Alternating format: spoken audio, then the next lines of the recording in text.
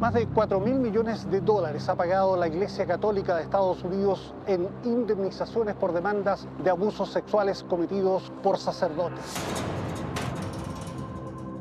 ¿Cuántos millones de dólares deberá pagar la Iglesia Católica de Chile a los abusados por curas pederastas en Chile? ¿Hasta dónde descenderá el prestigio y la feligresía, que de acuerdo con el último censo ha bajado a solo un 60% de los chilenos? Y finalmente, ¿se asumirán las responsabilidades por el encubrimiento aparentemente masivo y sistemático de los delitos sexuales cometidos bajo su alero?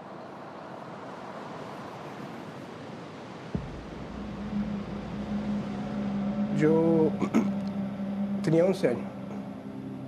Yo era acólito de la Capilla Hospital aquí en Constitución, ¿ya? Pero igual participaba en la parroquia.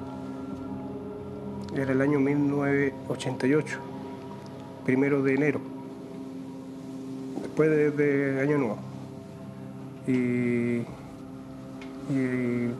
ese día pasé a buscar al padre a la casa del papá, porque el papá era cuartelero en la primera compañía de bomberos, aquí de Constitución. Y lo pasé a buscar. Y de ahí nos fuimos a la parroquia, pero específicamente a la casa parroquial. Llegando a la parroquia, entramos al dormitorio, ¿ya? En ese tiempo el padre tenía un montón de tarjetas de Navidad, de gente que le mandaba tarjetas. Entonces me pidió que le ordenara las tarjetas mientras él se duchaba. ¿Ya? Él se duchó, yo le ordené sus tarjetas, y después me invitó al dormitorio. Él se estiró encima de la cama, me dijo que me ganara al lado de él. Y estábamos viendo televisión. Hasta el día de hoy me acuerdo que el programa era Más Música, de canal. Y después, viendo televisión, de repente sentí su mano entrar por debajo del bermuda. Y empezó a manosear o a tocar mis partes íntimas. Lo cual en ese momento me asusté, no supe qué hacer, no reaccioné. ¿Ah? Y tuve que buscar alguna forma, hasta cuando él me dijo que le fuera a buscar algo. En vez de ir a buscar eso, lo que me pidió, escapé de la iglesia. ¿Recuerdas qué fue lo que te pidió? Específicamente ya no. ¿De qué padre estamos hablando? El padre Ramón Iturra Muñoz. O sea, yo pasaba casi todo el tiempo con él, o sea, yo pasaba más tiempo en la iglesia con él que en mi propia casa, o sea, la casa de mi papá. Para mí él era como mi segundo papá. Los padres de Cristian presentaron una denuncia. A lo cual la magistrada le dijo a mi papá que no podía hacer nada más. Y eso quedó ahí. Su madre se acercó el año pasado a la parroquia de Constitución y habló con el padre Gonzalo Aravena, quien le dijo que él no estaba para tapar nada y que no sería cómplice de nadie. Luego llevó una carta al obispo Koljatich, quien recibió a Cristian y a otros 2 acusadores, a los que aseguró que la denuncia iría al Vaticano para un juicio canónico. Como la carta de Cristian no tuvo durante meses respuesta, la carta llegó finalmente a un obispo bajito apellidado Chicluna. Clérigos o religiosos. El intermediario fue este cura de pueblo de risa fácil, garabato pronto y una apabullante franqueza que sorprende y al que su gente ama y gustaría ver de obispo o cardenal. ¿La mandaron al obispo Talca? Dígame que son bandidos. Yo conozco a Gonzalo, estudiamos juntos en el seminario. Él me contó lo obispo, si el obispo no le contesta. De hecho, Fuente Alba tampoco le contesta. Entonces, y me cuenta entonces, y yo estoy cansado. Yo, ¿qué puedo hacer? Me dijo. Bueno, cuando yo escucho eso, perfectamente me va a parecer el huevo, ¿no es cierto? No, po. Yo le dije, mira, tú por contarme a mí, ahora yo soy parte de eso. Fuimos a Conte y nos juntamos con él. Y le explicó todo el drama, po. Y yo pero mire, dije yo, o sea, si Gonzalo fuera más agallado, enfrenta al obispo, ¿me entiendes? Pero el obispo, como tenemos los curas, una mentalidad que son dioses, que un tipo que es Dios por lo menos, no, pues oiga, no, pues ese no es Dios, pues. Es un tipo que no se hace cargo de un hermano, ¿cómo va a ser Dios, me entiendes? Es muy fácil darse cuenta. Entonces, el Carlos nos contó todo el drama, ¿sabe? Estaba Chiclún en Santiago. Ahí hicieron un contacto. Claro, tiro. Yo ya tenía el teléfono de Bartomeu y de Chiclún, así que le mandamos el título a la misiva para allá.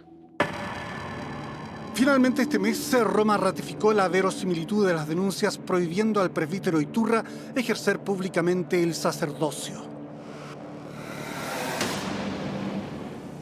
Mientras los escándalos sexuales reventaban como pústulas en la piel de la Iglesia Católica, el talante crítico del cura Díaz hacia los obispos se radicalizó. Más personas se acercaron para narrarles sórdidas agresiones íntimas a manos de eclesiásticos. Al cura de Villa Prat le hervía la sangre al enterarse de abusos sexuales cometidos por sacerdotes ante indulgentes y a veces indolentes miradas obispales. ¿Saben lo que me impactaba a mí? Cuando un cura le dice al obispo, monseñor, ese cura cagó. Mire que lo fuerte es lo que digo. Es lo mismo cuando un empleado le dice un inquilino, el que da inquilino, le dice patrón. Patrón. O sea, el tipo que dice patrón está dispuesto a lo que le diga el patrón. Un tipo que le dice a un obispo, monseñor, está dispuesto a cumplir lo que le diga monseñor. Y después puede ser candidato a alcalde de la vida. Yo soy un guaso de campo. Yo sé, de campo. Gracias a Dios. Pero no soy nada huevón, ¿me entiendes? Entonces, he sido muy valiente en mi vida. Siempre he tenido problemas grandes con empresarios, con políticos. Mira, ¿me metido las patas? Claro, ¿tú quién no metes las patas? Entonces, yo tengo una iglesia de Manuel Larraín, Carlos González Cruchaga, del Padre Hurtado, el Guaso Correa, santo el Guaso. Este cura, weón, no tengo un carnal en mi vida. Agustín Vialo. Son tipos de olor a oveja. Entonces, despierto una iglesia que no tiene nada que ver. Una iglesia apitutada, de élite. El Papa. Oye, si el Papa le sacó la cresta al obispo, le sacó el Papa. Yo a veces pienso, y me duele decir esto, esta iglesia que yo estoy no es la de Jesucristo. Pero ¿cómo un obispo no va a callar eso? No, estos están cagados en la cabeza. O sea, no aman a la gente. Eso es lo que me duele a mí. No aman a la gente. No aman a los pobres. Estoy llorón. Estoy muy sensible con todas estas son. Además estoy herido. Tengo miedo que toda esta pedofilia, o sea, nos quite, o sea, que nos aleje más a los pobres, ¿me entendí? Que nos aleje a la gente. O sea, la riqueza de la iglesia son los pobres, hermano. Si esa es nuestra riqueza. Si Jesucristo para mí es maravilloso. Es maravilloso. Esa es mi vida, po. ¿De dónde saco fuerza yo? De ello, po.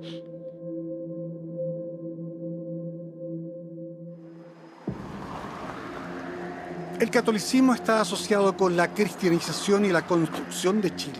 En el siglo pasado se dio poder a masones, ateos y protestantes, pero siguió ejerciendo una fuerte influencia social. Impidió el divorcio por decenios, se opuso a la ley de matrimonio civil y sus personalidades más conservadoras objetaron el reconocimiento legal a los hijos nacidos fuera del matrimonio y a la ley de instrucción obligatoria. Pero hubo un Vaticano II, una evolución e incluso surgió un alma más conectada con la llamada cuestión social y la opción preferente por los pobres. La iglesia del obispo Larraín, Alberto Hurtado y el cardenal Silva Enríquez, la iglesia de la Vicaría de la Solidaridad de los perseguidos y torturados, una iglesia que empezó a tratar a homosexuales y lesbianas no como pervertidos, sino como hijos de Dios.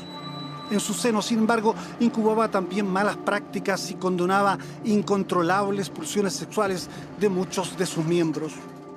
Mauricio Pulgar, un ex seminarista, recuerda al sacerdote Jaime da Fonseca de Quilpué. A él le gustaba que uno se confesara inclinado.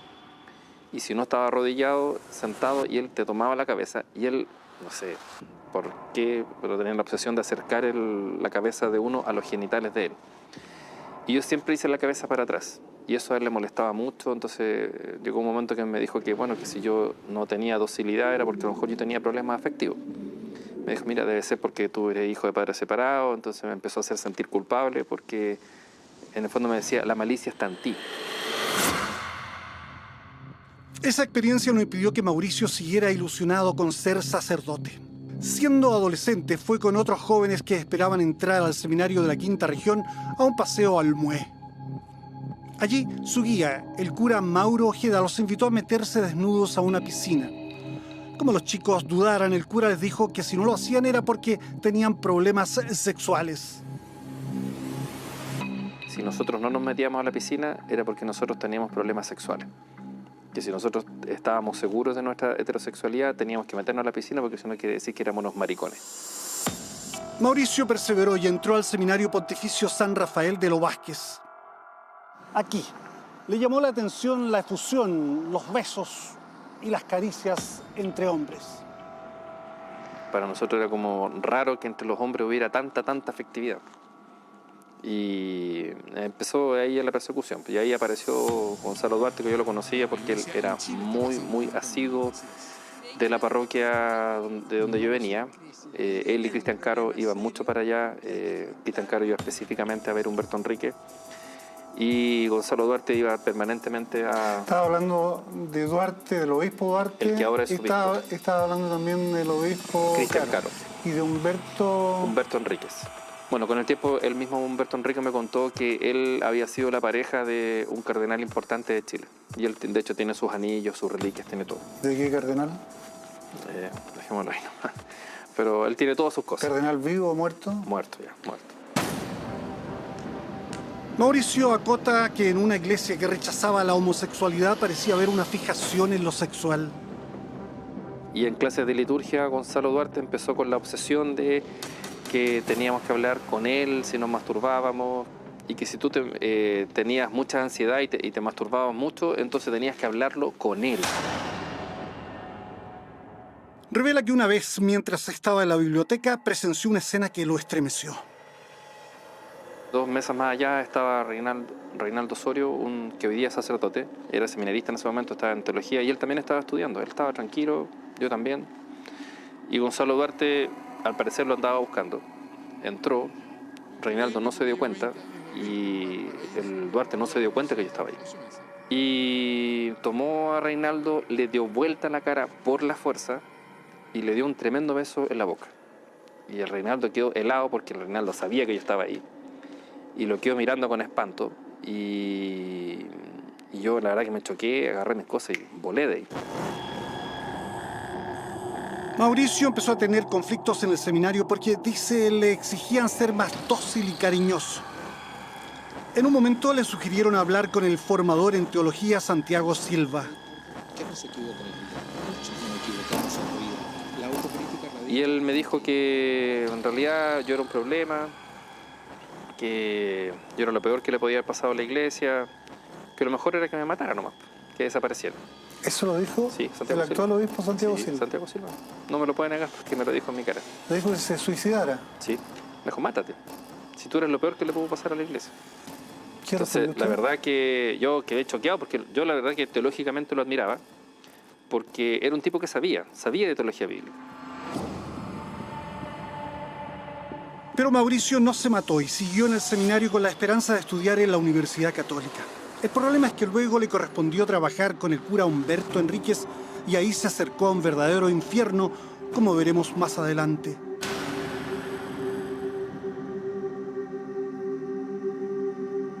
Sebastián del Río también llegó al seminario San Rafael porque sintió en los años 90 el llamado a servir como sacerdote de la iglesia. Su director espiritual fue el propio rector del seminario, Mauro Ojeda. A partir del año 2003, Mauro Ojeda empieza a acosarme persistentemente. Todos los días se me va a meter a la pieza, No me quita la mirada en la capilla, no me quita la mirada en el comedor, en los pasillos, me trata muy mal. La situación se hace evidente y el obispo Santiago Silva lo llama. Y me dice, Sebastián, Mauro tiene problemas afectivos que en esta oportunidad han recaído sobre ti. Y yo la verdad es que quedé súper confundido y después de como 2 o 3 minutos, a lo mejor fue menos, le pregunto yo a Santiago Silva, le digo, padre, no entiendo lo que me estás diciendo, ¿qué no entiende esto de los problemas afectivos? Mira, Mauro tiene problemas de homosexualidad y esta vez se enamoró de ti. Y yo te exijo a ti que tú lo enfrentes. El seminarista Sebastián del Río empezó a cuidarse y por las noches se encerraba con llave en su pieza. Pero un día decidió seguir el consejo de Silva y confrontó al rector. ¿Qué le pasa conmigo?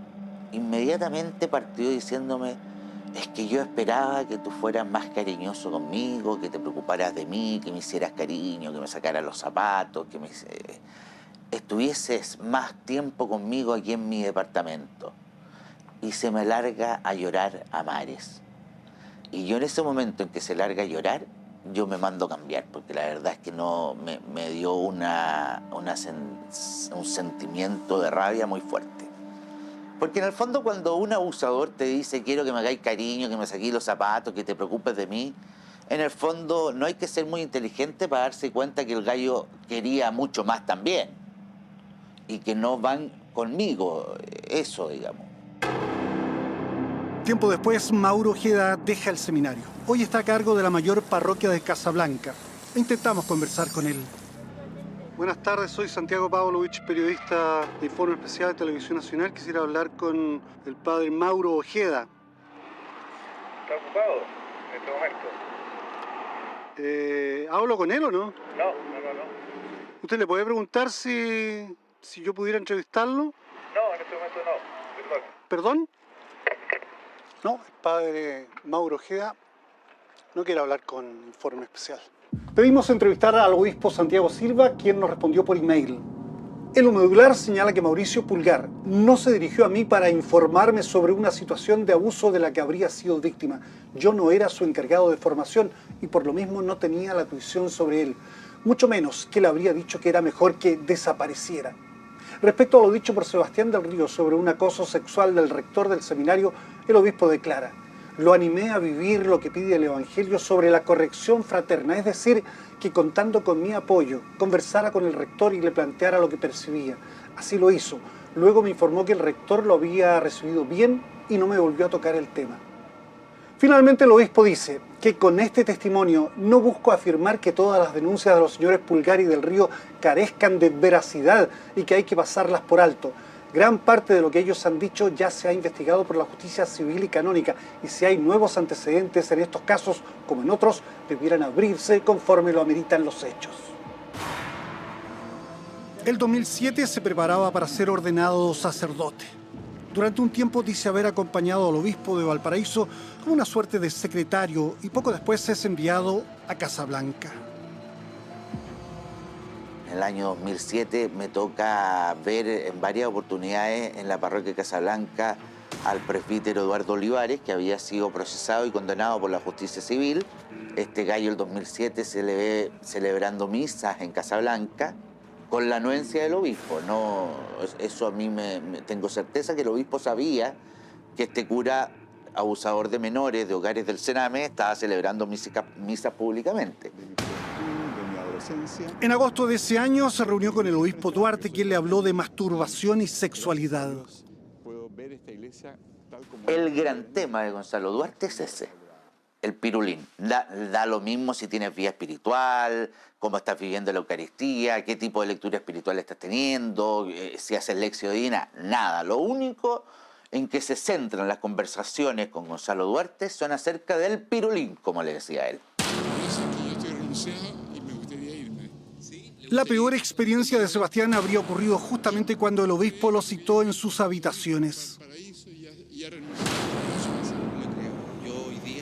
Llegamos a la casa, estaba solo y él se saca, me lleva al baño, a la pieza y al baño, se saca la camisa, me pasa un gel, una crema, en un cuento, no me acuerdo qué es lo que era, porque ya ahí fue el culmen de mi humillación, y me exige hacerle una friega, un masaje en la espalda, y se pone en una postura bastante poco decorosa contra el lavamanos de su baño, y yo me puse a llorar. Ese llanto reprimido, cosa que no queréis que sepa el otro. Y le digo, pero padre, por favor, que de esto no se entere nadie, yo jamás lo he hecho.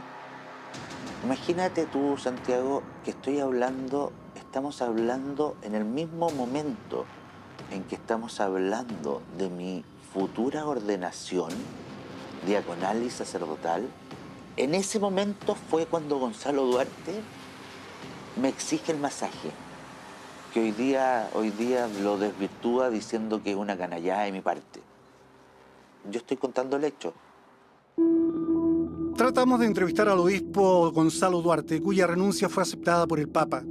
Se nos respondió que no hablaría aún porque las denuncias de ex seminaristas fueron despachadas al Vaticano. Sebastián sería obligado a renunciar luego de casi 10 años estudiando y preparándose para las sagradas órdenes. Los obispos, Santiago, funcionan protegiéndose unos a otros. Trabajan corporativamente. No tienen conciencia de la gravedad de los hechos. Muchos obispos han sabido de los graves abusos sexuales de poder y de manipulación de conciencia que ellos mismos han incurrido y que sus sacerdotes en las respectivas diócesis han cometido y no han hecho nada.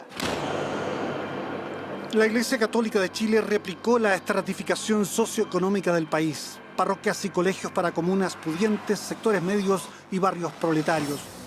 Y un notable polo de irradiación de influencia y poder fue la iglesia de El Bosque en el barrio Alto de Santiago, donde jóvenes sacerdotes se congregaban en torno a la figura consular y dominante de Fernando Caradima.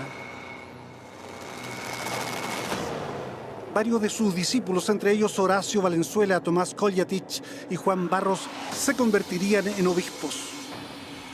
Díaz desclasifica una reunión de sacerdotes con el nuncio de entonces, Aldo Cavalli, en la que éste elogió la parroquia de El Bosque. Allí se atrevió a preguntar: ¿por qué usted ha nombrado tanto por El Bosque? No está. Yo que soy del campo, le digo yo, en el bosque sale el lobo, ¿ya? Nada más. Padre, los sacerdotes del bosque son muy educados. Me empezó a contestar. ¿Qué me quiso decir? Que yo era mal educado. Son muy formales, andan muy bien ordenados. Me miraba a Chalaila. Claro, pues mira cómo andaba yo, despelotado.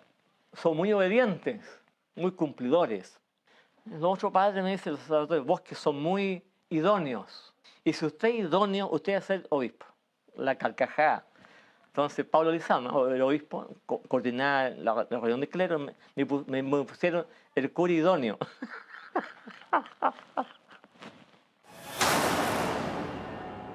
Díaz fue uno de los primeros en tener noticias de que algo raro ocurría en El Bosque.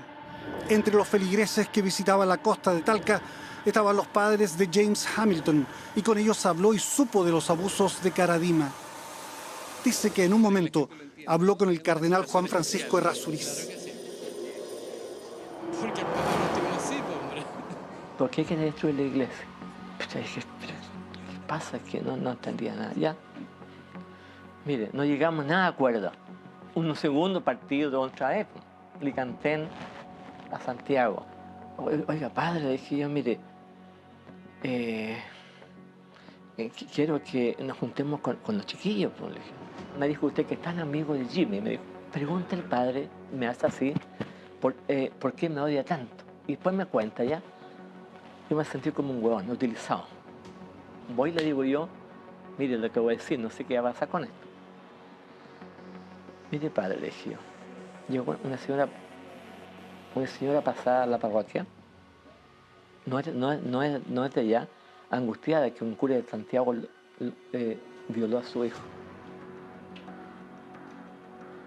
Le di el nombre del cura. El nombre del niño no. Yo ni lo sabía, ni todavía lo sé. Averigua usted, le dije yo. Y después me cuenta, ¿ya?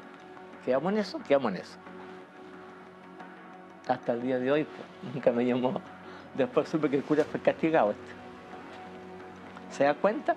O sea, hay que pegarle en la cabeza para que entienda y no entienda. Todos los obispos de Chile tienen responsabilidad, todo. Exacto, todos. Todos los obispos, todos. No hay y los curas también, pues, oiga. Para el cura Díaz, en la pirámide de la Iglesia Católica hubo un juego de poder, un juego de tronos, y los jugadores fueron Errázuriz y Esati. Cuando Errázuriz ya se iba a jubilar a 75 años, ¿quién me iba a quedar ahí? Entonces, y Errázuriz sabía todo este drama que tenía él con Caradima. Entonces, ¿qué hace? Esati estaba en Concepción. O sea, de Concepción, el tipo pasa a ser obispo auxiliar, o sea, Suche. ¿Se da cuenta o no? La movida que hay ahí, ¿o no? Seguramente conversaron y nadie quería asumir el pastel que estaba, todos sabían, pues, el pastel que estaba ahí. Entonces, Esati se asume, me imagino yo, porque uno va sabiendo todo este drama, tratando de proteger a Errázuriz, ¿me entiendes? Todo eso es un asunto. Obvio, pues. Cuando estallaron en Osorno las protestas contra el recién nombrado obispo Barros, hombre fiel a Caradima y acusado de encubrir sus abusos, se gestó un movimiento cuya proyección y dimensiones nadie imaginó, desatando la peor crisis en la Iglesia Católica chilena. La imprudente intervención del Papa Francisco no ayudó mucho. Apagó el fuego con benzina. O sea, que piensen con la cabeza y no se dejen llevar de las narices de todos los zurdos que son los que armaron la cosa. No, yo no soy zurdo. Entonces... ¿Tampoco eres tonto? Tampoco soy tonto. Y tampoco soy calumniador, porque son 3 las ofensas que Francisco nos dio. 2 en Roma y 1 en Chile. Alguien incluso pensó en traer un exorcista para arrancar el demonio de los laicos que rechazaban al obispo Barros. Hicimos gestiones para impedir que eso ocurriera, como finalmente accedieron en Rancagua a que el exorcista no viniera a Osorno. Suena hilarante, pero lo cierto es que no hemos profanado nada. Nada en Osorno ha dejado de ser santo por nuestro actuar. Es más, todo lo que hemos hecho, e incluso se nos ha criticado, es porque queríamos verdad, justicia y reparación. Osorno sufre sí, por tonta, porque no abre su corazón a lo que Dios dice y se deja llevar por las macanas que dice toda esa gente. Metió las patas, la embargó el viejo, ¿me entiendes? Claro, la cagó, po. Cuando vino. Claro, po. Tráiganme prueba, en calumnia. No, si el viejo es bravo. Y después, el proceso que hizo, ¿se da cuenta o no? Claro, po. Pero estos obispos del bosque no hacen ni un mea culpa. Nada, pues. Están cagados. El Papa pidió la renuncia a todos los obispos y perdón a los laicos de Osorno. 3 obispos ya se han ido y el cura Díaz cree que deben irse todos, incluido el nuncio apostólico. El nuncio. Y Boscapolo. Que se vaya, pues. Que deje que se vaya y se vaya. Que pida perdón primero. Pida perdón. Que sea bien hombre, ¿no? Que sea hombre. Y pida perdón a Chile. A los pobres, a la iglesia, ¿no? Que pida perdón. Por humanidad que pida perdón. Que pidan perdón a Chile, a la iglesia, a Jesucristo. Que piden perdón a los pobres, oiga. Y los curas igual. Igual, tenemos que ¿cómo? Mire el daño que hemos hecho. Todos los obispos de Chile pedir perdón a las víctimas cuanto antes. ¿Quién es un obispo? ¿Se dan cuenta? Si son pastores. Si el Papa nos ha enseñado a pedir perdón, y estos carajos, como si nada, como esa ballena, ¿nos vieron por la tele? Parecía que estaban, ¿me entiende?, de vacaciones, pues. El espectáculo que dan. Piensa que somos tontos. No. tienen que irse todos los obispos. Todos. Además, ¿cuántos son tantos? ¿Los 30? Casi todos tienen denuncias, acusaciones. Con niños, pues, oiga. Mire, Francisco Koch, el obispo, ¿dónde está escondido? Alemania, en un convento. O sea, ¿cómo podemos ser tan maricones los obispos de Chile? ¿Cómo podemos soportar eso? Ni un cariño por la víctima, ¿se da cuenta usted o no? Me contaba un cura, años atrás, que este Koch pasaba por las parroquias, ¿me entiende? Y se alojaba con niños.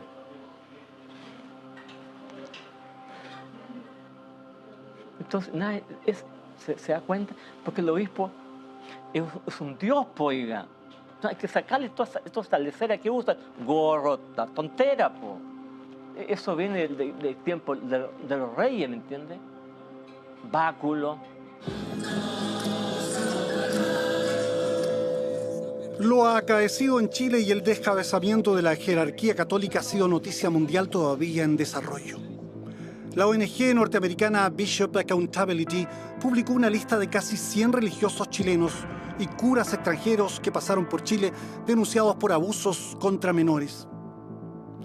Figuran 2 obispos y más de 80 sacerdotes y diáconos, entre ellos Christian Precht, el cura Tato y el padre O'Reilly. También está registrada la hermana Paula del Colegio de las Ursulinas. Vía Skype converso con Anne Barrett Doyle. Me dice que la remoción de 3 obispos es apenas el comienzo.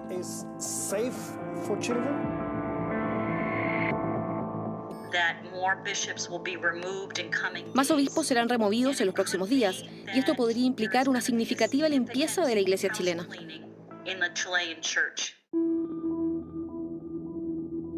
Anne es católica como los voluntarios del Bishop Accountability. En sus archivos se guardan más de 100.000 documentos relacionados con abusos sexuales perpetrados bajo el alero de la jerarquía católica en todo el mundo.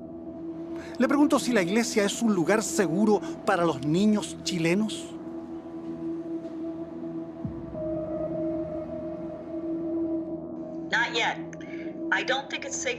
No todavía. No pienso que sea seguro para los niños, porque basados en lo ocurrido en sociedades más abiertas como Australia y Estados Unidos, se puede extrapolar. Sabemos que en Australia hay más de 1.100 clérigos identificados como abusadores. En Estados Unidos, los obispos católicos admiten que desde 1950 casi 7.000 curas han sido acusados acreditadamente. En Chile sabemos de 90 sacerdotes, pero Chile es más pequeño que Estados Unidos, pero tiene más católicos que Australia. Conocemos una minúscula fracción de sacerdotes abusadores en Chile, y creo que hay muchos más abusadores ejerciendo el sacerdocio en Chile, y debería agregar también a monjas. Es realmente crucial que estos perpetradores sean identificados. Mientras ellos estén allí, los niños chilenos no estarán seguros. Muchos nos hacemos preguntas. ¿Cuándo comenzaron los abusos? ¿Es un fenómeno reciente? La respuesta probablemente es que los casos ahora se conocen. Cuando él abusaba sexualmente de usted, ¿qué explicación tenía? Porque él todavía era la figura sacerdotal, ¿no? Que el cuerpo era el cuerpo, que él era un hombre santo, por lo tanto no era nada malo. Porque todo era decirle a Dios. Natalia es una mujer de 40 años que al cumplir 14 fue víctima en Chillán de reiterados abusos sexuales cometidos por el entonces padre Jorge Baeza, un cura de no muy apolíneo rostro, pero de verbo seductor. Jorge Baeza empieza a visitar frecuentemente la casa de nosotros, un poco como guía espiritual en este momento de mi mamá y de nosotras, hasta que las visitas empiezan a hacerse más periódicas y empieza a quedarse en la casa. Su madre había quedado sola con 4 hijas. Baeza se convirtió en una suerte de padre y jefe de la familia. La confiada madre cometió el peor error de su vida. Lo dejó dormir junto a 2 de sus hijas. En el fondo, tú te sientes culpable. Primero empezó a abusar de mi hermana. cuando mi hermana tenía 14 años, y cuando yo cumplí los 14 años empezó a pasar lo mismo conmigo. Estaba sola en la pieza, en la casa, y empezó a tocarme y era como que esto no puede estar pasando. O sea, yo tengo el recuerdo vívido de que yo rezaba. Yo decía, Diosito, quiero despertar porque esto no es real, esto no está pasando, hasta que al día siguiente me despierto, me voy a duchar y me di cuenta que tenía marcas en las pechugas producto del abuso de ese día. Y ahí me di cuenta que no había sido un sueño. El criminal cura violaría a las dos niñas. Ni madre ni hijas advertían lo tortuoso de la situación. El asunto explotó cuando el canalla comunicó su abandono del sacerdocio y que se casaría con la madre de las niñas. Finalmente, la hija mayor se atrevió con la verdad.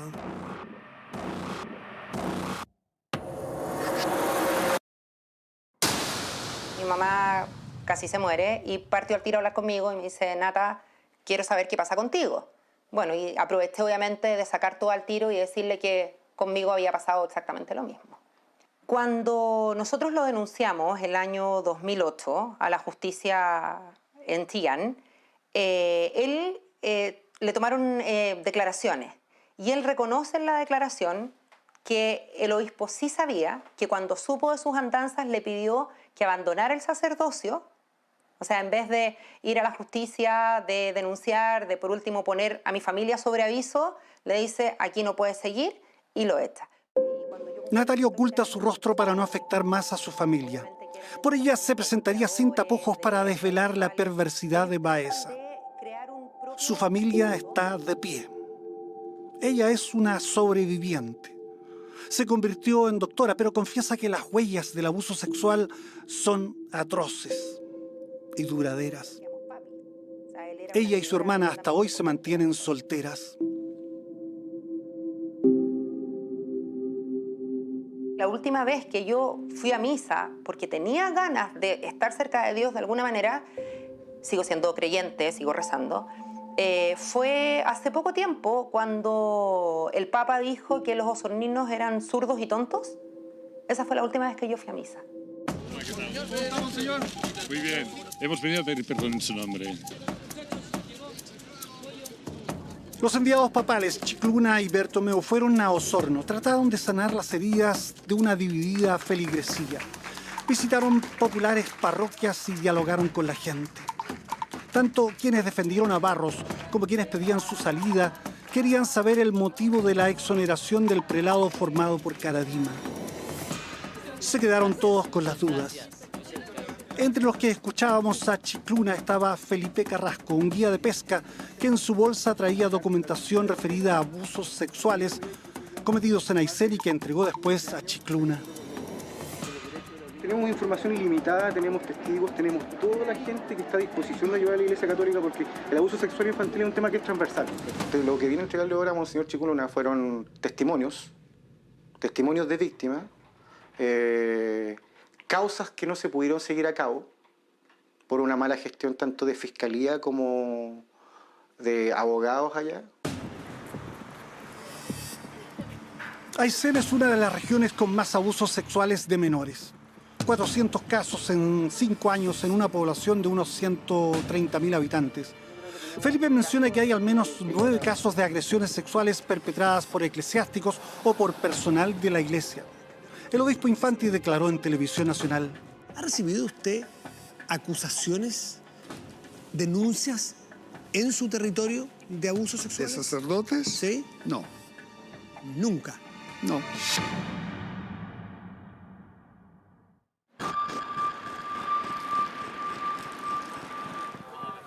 Por años, el abuso sexual en un hogar de la obra Don Guanila fue un secreto a voces en Coyhaique. La que entonces era cuidadora de niños en una de las casas de la católica obra en Coyhaique recuerda el espanto que le tocó presenciar el año 2000. Para mí eso fue una Sodoma y Gomorra. Entraban padres de Santiago, de Rancagua, de Argentina, de Paraguay, de Italia. De todas partes llegaban padres, estaban una semana, se iban, se hacían fiestas. Llega el 18 de septiembre. Entonces, vienen los sacerdotes, había vehículo en el hogar, un vehículo propio del hogar, y empiezan a elegir niños, a elegir ciertos niños y los llevan a la casa hogar que está en Mañiguales. Y dentro de esos niños que llevaron, iban 3, que eran 2 pequeños, 2 hermanitos pequeños, y uno ya unos 13, 14 años de haber tenido, que hacía muy poco que había llegado al hogar. El hermano Leonel tenía por tendencia elegir niños adolescentes y hasta 18 años.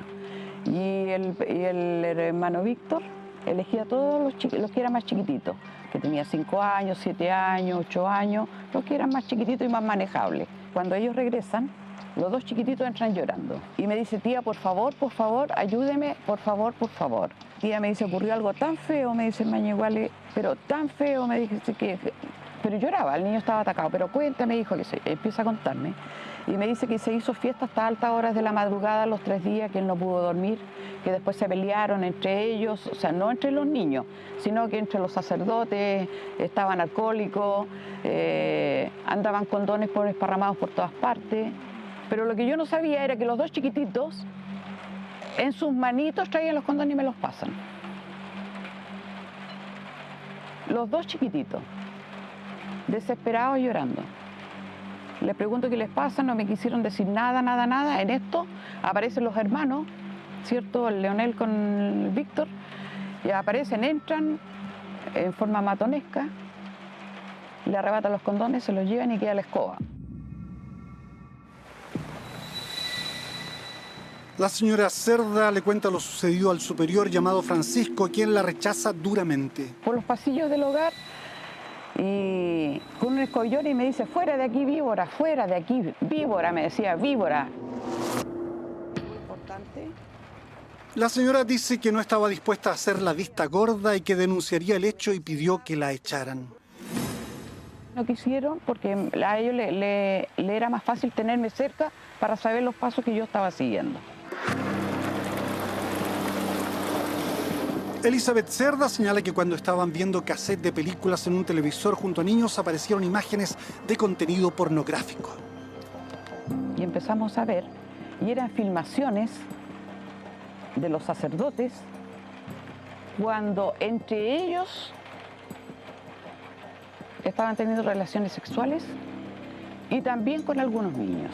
¿A quién reconoce usted en ese video? A Leonel. ¿A quién? A Leonel. A Leonel y Víctor. Los mismos que llevaron a los niños a Mañiguales. Sí, y alcanzamos a ver, pero un poquito. Nada, porque me puse frente al televisor, cierto que los niños no lo vieran. Y ahí aparecían estos sacerdotes. Sí, me puse, no, le dije, por favor, apaga esto. ¿Qué pasó con esa película después? Esa película entró el hermano Leonel y me la arrebató de las manos. Cuando a mí se me empieza a crucificar por esto, se hizo una reunión con todas las tías, con la psicóloga, con la asistente social, con toda la parte administrativa, y menos los niños y los sacerdotes que estaban ahí. Me crucificaron, me dijeron de todo, y nunca se me va a olvidar que me golpeaban la mesa y me decían que la Biblia dice, no denuncies a tu hermano. Jamás. Aunque la Biblia lo dijera, yo no me prestaría para eso. Y doy fe de que fui la primera persona en esta región que hizo la primera denuncia y que nadie me quiso escuchar.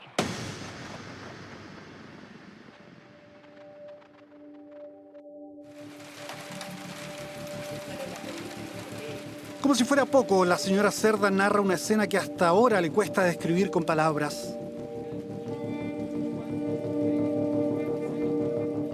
Me llegó un día un niño, ese era de mi casa.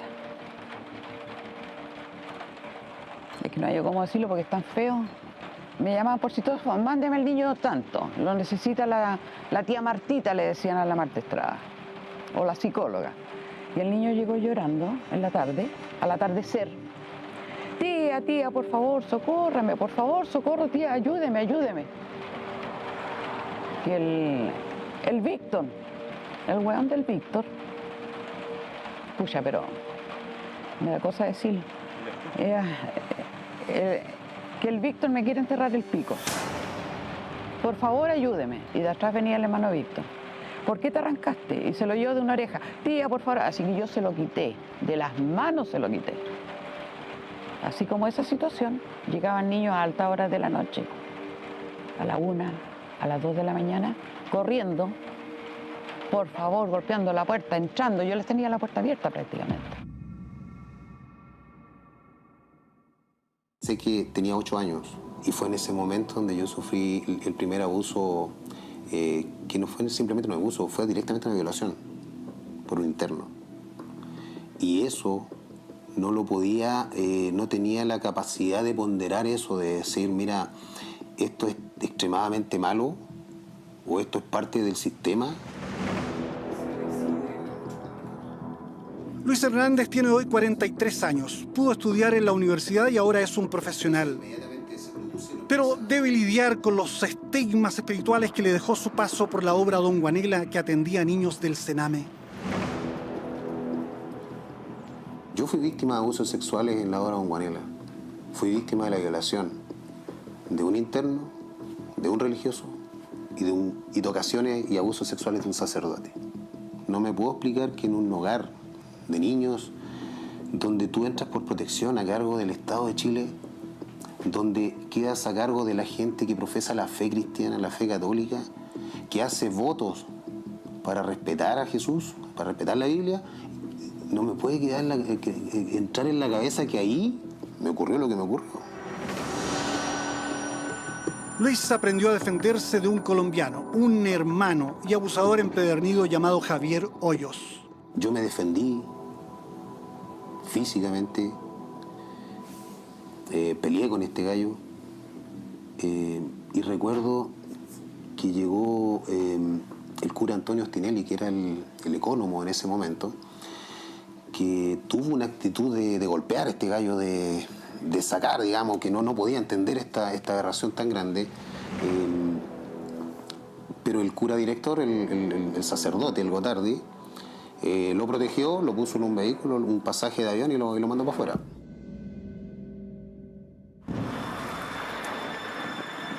Con el sacerdote director de la obra Don Guanela tuvo una experiencia diferente.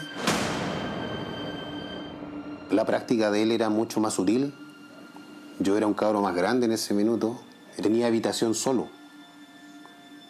Y en esa habitación llegaba en las noches a sentarse en la cama y me abrazaba y me empezaba a hacer distintos tipos de tocaciones, las cuales, con todo lo que uno tenía en el interior de sufrimiento y de temor, te quedas totalmente congelado. Totalmente congelado.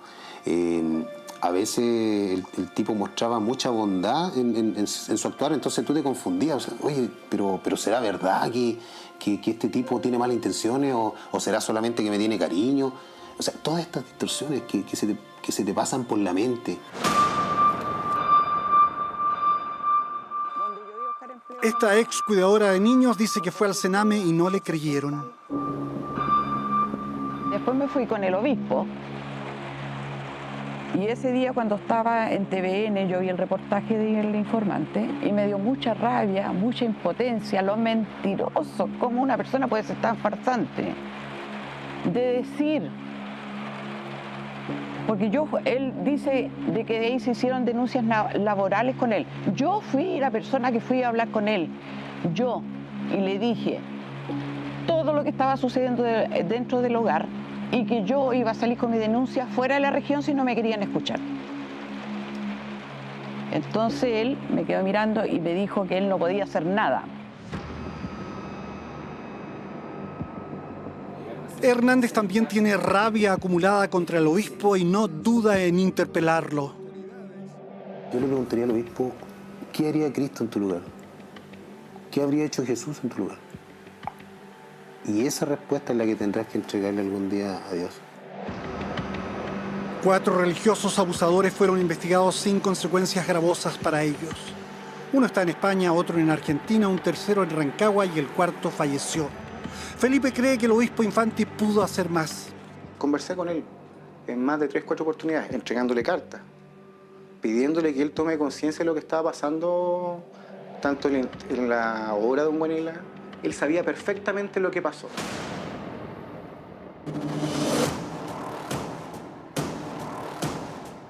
Una sexualidad reprimida en las enseñanzas y desbocada cuando las pulsiones se tornan irresistibles parece estar en el meollo donde se originan el abuso sexual cometido por sacerdotes junto a un encubrimiento o una complicidad disimulada en la protección del bien de la Iglesia. Esto de la homosexualidad en la Iglesia, si usted quiere sacar a los homosexuales, vamos a quedar casi sin cura, pues. ¿Debería transparentarse la homosexualidad en la Iglesia? No debería, tiene que hacerlo, pues. Tiene que hacerlo, pues.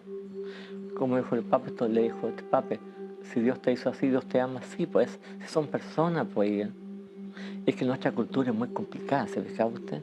Nuestra cultura, todavía es muy cartuchona, ¿me entiende? Todavía estamos en pañales, cuesta dar paso, son personas tan nobles, son personas igual que uno, po, todo todo normal, po, porque son así, porque son lesbianas, primero son personas, después son lesbianas, son personas, después son homosexuales, pues son personas, hijos de Dios.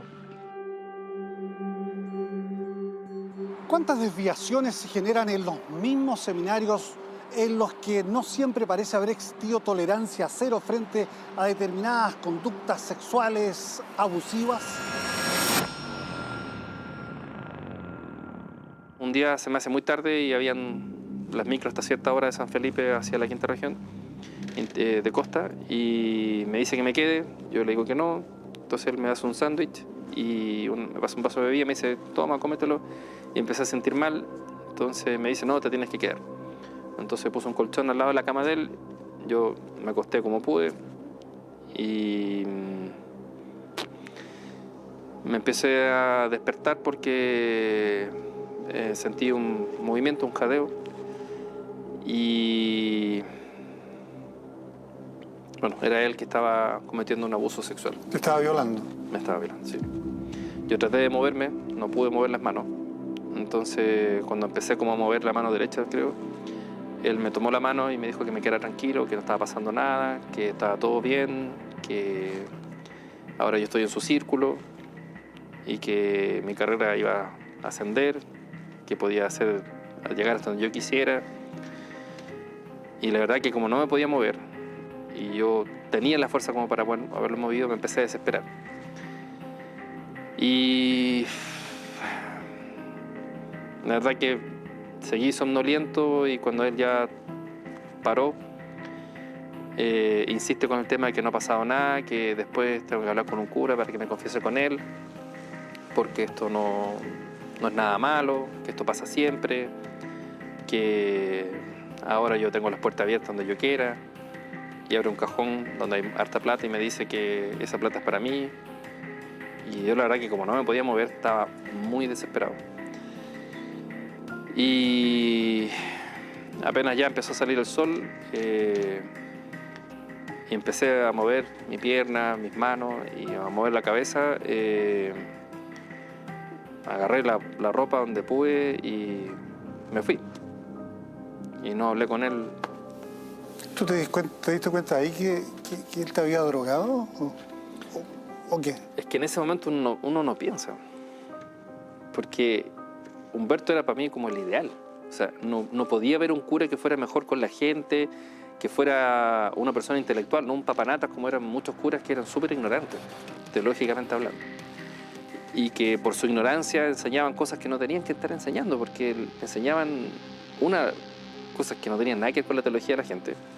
Y otras que también predicaban siempre lo mismo, no educaban, no formaban, no hacían nada. Entonces, él era como lo mejor que uno podía aspirar a hacer. Se acabó el proyecto de vida de Mauricio. Entró en conflicto con la superioridad y finalmente fue alejado de la iglesia. Está convencido que existe una red donde conviven religiosos homosexuales y heterosexuales que asumen que una vez confesados quedan limpios de pecado y pueden volver a lo mismo.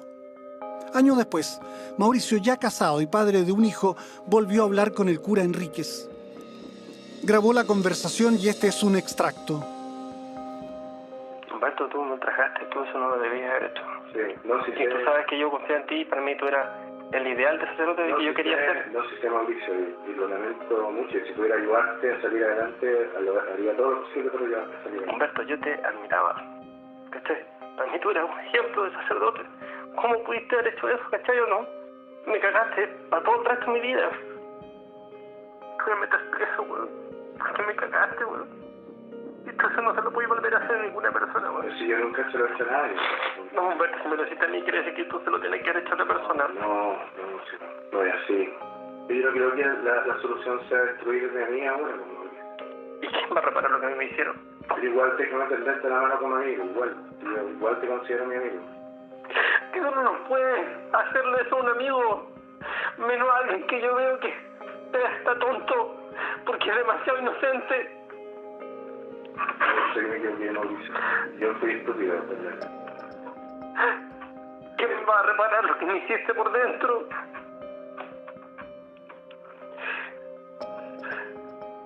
Con el tiempo, amigo. Pero te pido perdón de rodillas si querés, pero yo sé que me equivoqué, que fui estúpido. Déjame estar ahí. No, Humberto, tú tienes que estar preso.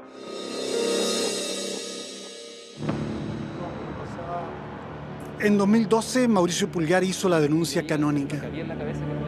¿En qué consistió tu demanda? Yo demandé por asociación ilícita, por encubrimiento y por violación.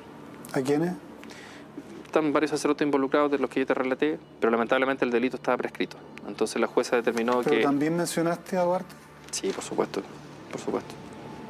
O sea, tú mandaste el documento. Yo mandé el documento a la Nunciatura Apostólica y lo mandé también a los Fidejaris, saqué la firma del Arzobispado de Santiago, porque habían hecho, a raíz del tema de las denuncias de abusos sexuales, habían hecho un protocolo con bombo y platillo de que uno tenía que hacer X pasos. Entonces yo seguí los pasos. O sea, ¿los obispos mintieron cuando dijeron que no había...? Por supuesto, pues están los timbres. En la iglesia y fuera de ella se dice que hay culpas en los religiosos, sacerdotes, obispos, hermanos y también en los nuncios apostólicos que han pasado por aquí. Y no solo a Caradima, Sodano nos hizo mucho daño. Sodano, mucho daño, Sodano. Pucha el hombre carajo ese, ¿eh? Pucha el hombre carajo, Dios mío.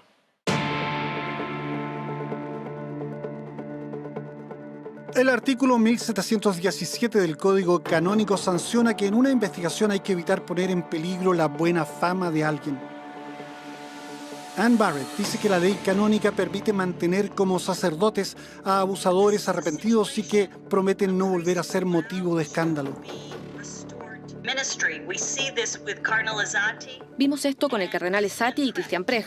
Prech fue identificado por 20 o más víctimas y el mismo Vaticano encontró a Prech culpable de abuso sexual, pero Esati no lo removió permanentemente del ministerio. Le dio una corta sentencia de suspensión de 5 años y ahora ese cura está completamente restablecido en el sacerdocio.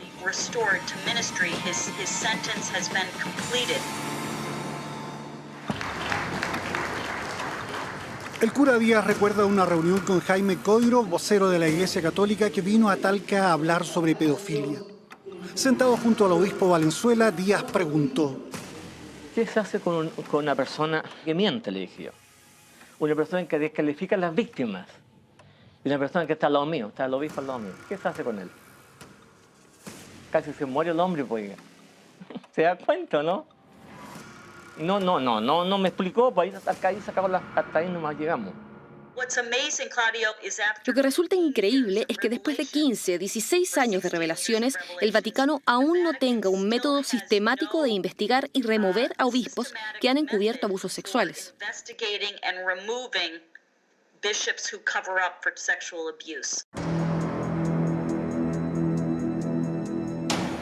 Este documento transcribe la condena a 5 años de prisión dictada por la Corte Suprema en contra del sacerdote Francisco Javier Cartes Aburto por haber cometido abusos sexuales. La víctima, un menor de 13 años que fue acólito en una parroquia de Curicó.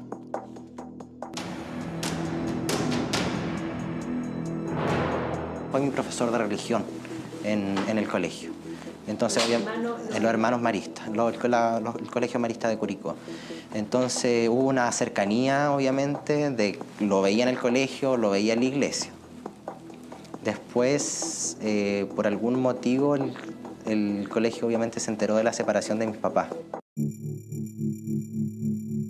A Marcelo le sorprendieron al comienzo las muestras de afecto del cura con niños y jóvenes acólitos. Nos levantamos de la mesa y esperábamos que viniera la otra misa. Entonces ahí se daba como el momento de que nos fuéramos al living y, por ejemplo, el cura elegía a cualquier persona y lo empezaba a abrazar y a darle besos en la boca, continuos.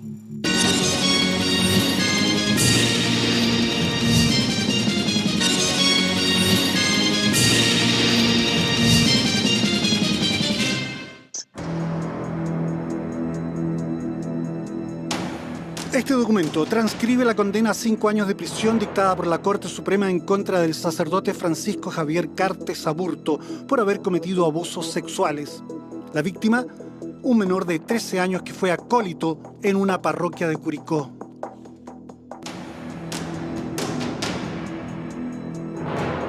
Fue mi profesor de religión en el colegio. Entonces, en los hermanos maristas, el colegio marista de Curicó. Entonces hubo una cercanía, obviamente, lo veía en el colegio, lo veía en la iglesia. Después, por algún motivo, el colegio obviamente se enteró de la separación de mis papás. A Marcelo le sorprendieron al comienzo las muestras de afecto del cura con niños y jóvenes acólitos.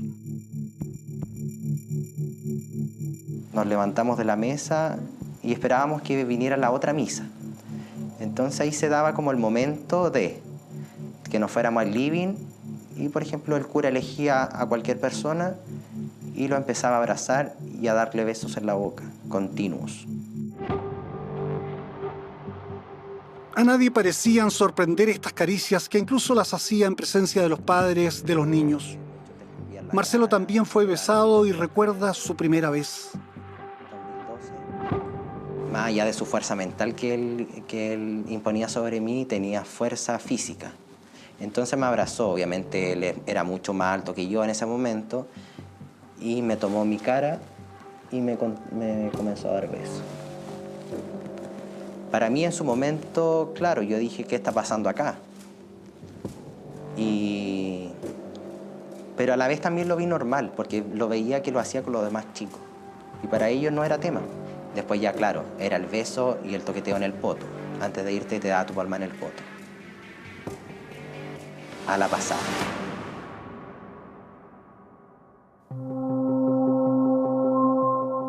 En otra ocasión, luego de una misa en la iglesia de Carabineros, solo llevó a su casa.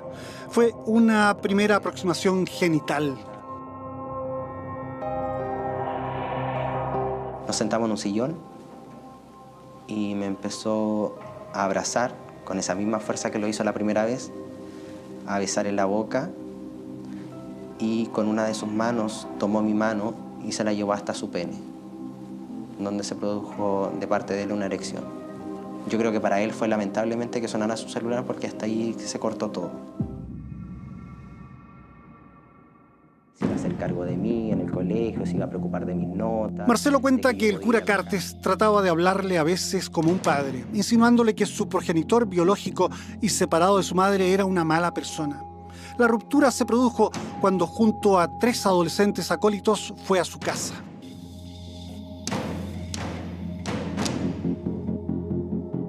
Nos pidió que lo acompañáramos para poder, porque él se iba a ir a duchar a su casa, y después íbamos a ir a la misa, a la misa que yo iba a colita.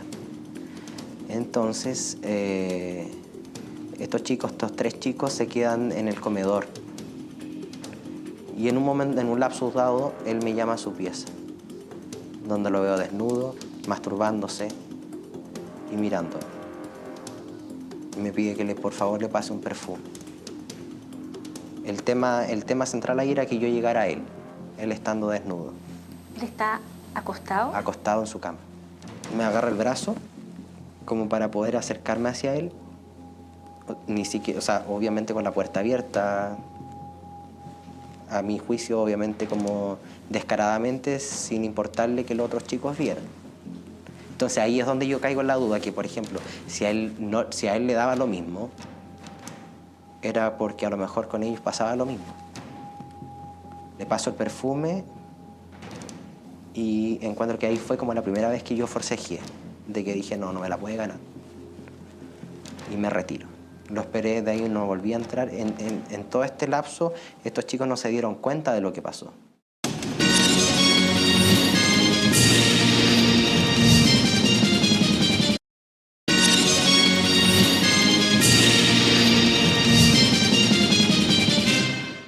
Nos pidió que lo acompañáramos para poder, porque él se iba a ir a duchar a su casa y después íbamos a ir a la misa, a la misa que yo iba a Colita. Entonces, estos tres chicos se quedan en el comedor. Y en un momento, en un lapsus dado, él me llama a su pieza, donde lo veo desnudo, masturbándose y mirando. Y me pide que por favor le pase un perfume. El tema central ahí era que yo llegara a él estando desnudo. ¿Él está acostado? Acostado en su cama. Me agarra el brazo como para poder acercarme hacia él, ni siquiera, o sea, obviamente con la puerta abierta, a mi juicio, obviamente como descaradamente, sin importarle que los otros chicos vieran. Entonces ahí es donde yo caigo en la duda, que por ejemplo, si a él le daba lo mismo, era porque a lo mejor con ellos pasaba lo mismo. Le paso el perfume y encuentro que ahí fue como la primera vez que yo forcejeé, de que dije, no me la puede ganar. Y me retiro. Lo esperé, de ahí no volví a entrar. En todo este lapso, estos chicos no se dieron cuenta de lo que pasó. Enterada la madre de Marcelo, vino una denuncia judicial. El cura Cartes fue condenado y debió indemnizar con 30 millones de pesos al niño. De nada valieron las apelaciones. Pese a esta sentencia judicial, el Tribunal del Vaticano, en un fallo canónico, absolvió a Cartes optando por una amonestación porque en su relación con jóvenes el sacerdote habría sido imprudente. Cartes fue restablecido en su actividad parroquial.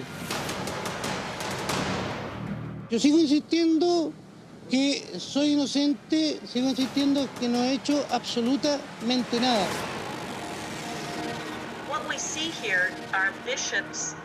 Lo que estamos viendo es a obispos que vuelven a poner a abusadores de vuelta al ministerio sacerdotal. Así es que hay que cambiar esa ley y al mismo tiempo cambiar a los obispos. Barrett pide una reforma canónica que haga imposible que un cura abusador vuelva a un cargo en la iglesia y menos aún cumpla funciones cerca de niños y niñas. Otros sugieren transformaciones mayores, por ejemplo, que el celibato sea opcional. Desde su Mediagua en Antofagasta, el cura Berríos proclama una necesidad. Terminar con esta cuestión de cura como algo así raro y rodeado de acólitos, no. Que los curas nos vistamos común y corriente, que vayamos a los lugares más populares, que se nos trate con nuestro nombre, no con deferencia. Esa igualdad de trato no solo es justicia, es vivir el Evangelio, sino que además es psicológicamente muy sano.